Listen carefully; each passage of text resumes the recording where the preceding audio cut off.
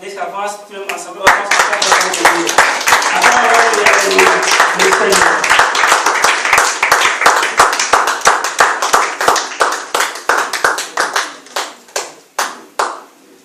Amen. Amen.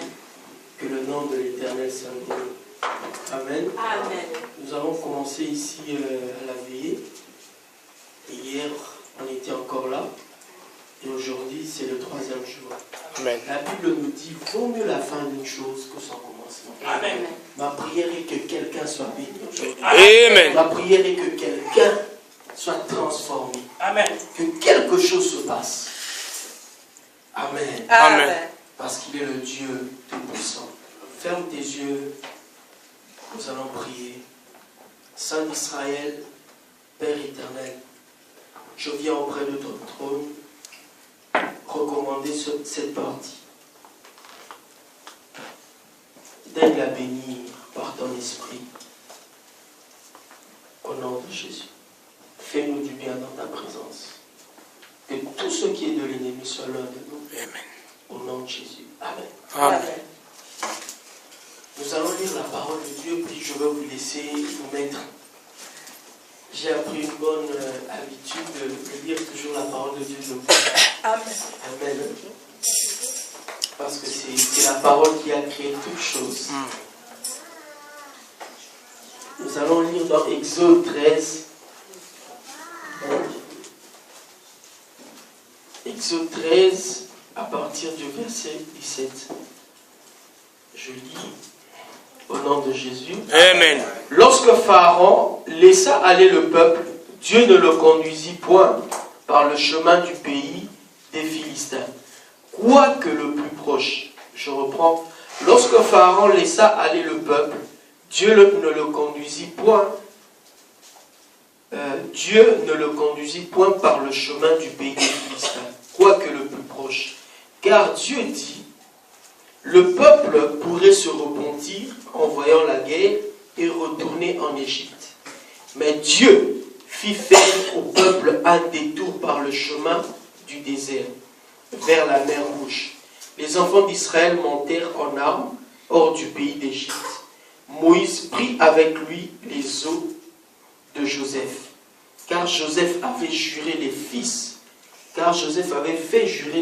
d'Israël en disant, Dieu vous visitera et vous ferez remonter avec vous mes os d'ici. Ils partirent on peut lire le verset 21, l'Éternel allait devant eux le jour dans une colonne de nuée pour les guider dans leur chemin, et la nuit dans une colonne de feu pour les éclairer, afin qu'ils marchent jour et nuit. La colonne de nuée ne se retirait point de devant le peuple pendant le jour, ni la colonne de feu pendant la nuit. C'est la parole de l'Éternel. Amen. On va acclamer pour cette parole.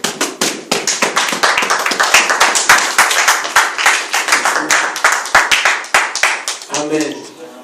Nous avons commencé à parler sur la présence de Dieu. Et nous avons défini la présence de Dieu. Et aujourd'hui, je n'ai pas assez beaucoup de temps.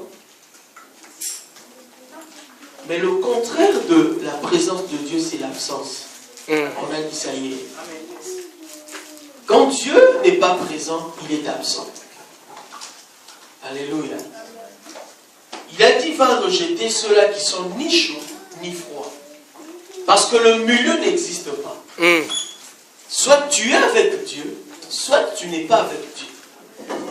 Alléluia. Amen. Je le dis, hier nous avons vu Samson, l'histoire de Samson. Quand Dieu était avec lui, Samson pouvait renverser 1000 personnes. Il pouvait tuer 1000 personnes avec une mâchoire d'âne. Je ne dis pas 10 personnes. Je ne dis pas 100 personnes, mais 1000 personnes. Tout simplement parce que Dieu était avec lui. Quand Dieu est avec toi, tu peux faire l'impossible. Si Dieu est avec toi, tu feras des choses que les autres ne peuvent pas faire. Amen.